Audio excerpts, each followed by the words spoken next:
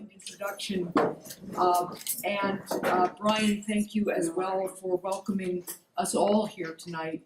A special thank you not only to the New Hampshire AFL-CIO for recognizing the individuals and their families who we are memorializing and honoring tonight, but also thank you, Brian, and the New Hampshire Coalition for Occupation Safety and Health, again, for focusing on the incredibly important need to always remember that workforce safety is an ongoing challenge, an issue, and incredibly important to who we are as a state. I know that folks from New Hampshire's Employment Security, as well as our friends from the Department of Labor, are here, and I am particularly grateful to be joining all of you here tonight, hardworking Granite Staters from across the state.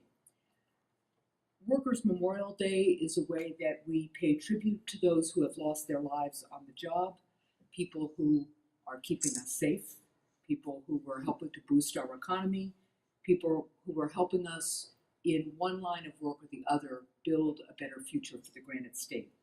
So I am pleased to be here with all of you to honor them, to say to the families how much we are sorry for your loss, how much we want to be able to support you in dealing with that loss, and how evenings like this helps us refocus our energy on continuing the fight to make our workplaces better and safer. We have a great workforce in New Hampshire. I am always blessed to brag about the dedication and skill level of New Hampshire workers, the fact that our workforce is the backbone of our economy. I am lucky to be able to lead a state where we recognize that we have a high quality of life that we measure in many terms, but one of the ways we measure it is to note that, relatively speaking, we are a very safe state and a healthy state, and we are a livable state. And that is all because of our incredibly strong workforce and because of the work that we all do when we come together to remind each other of the importance of focusing on safety and on dignity for each and every worker among us. Because of our strong workforce, our businesses grow. We attract innovative companies here. We create high-quality jobs, and that helps the middle class grow, which strengthens us all. More than anything, though, a tonight like tonight reminds us of a very critical and core American and Granite State value. When we take an evening to remember people who have lost their lives on the job, to take a minute to think, as Mark pointed out, about people who may confront a workplace illness or some other kind of ongoing physical or mental health challenge because of the work that they do, we are reminding each other that in the United States of America and in a democracy, everybody matters.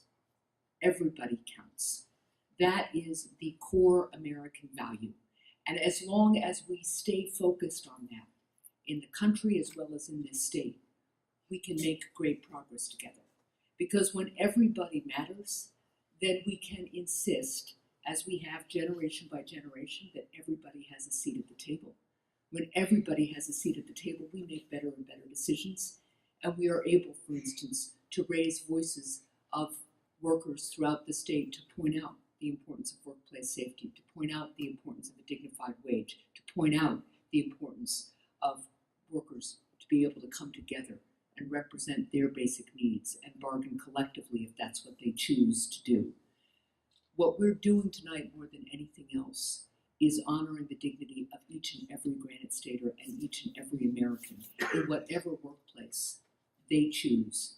And I am just so honored to be with you tonight, to work with you towards a better, brighter, safer future.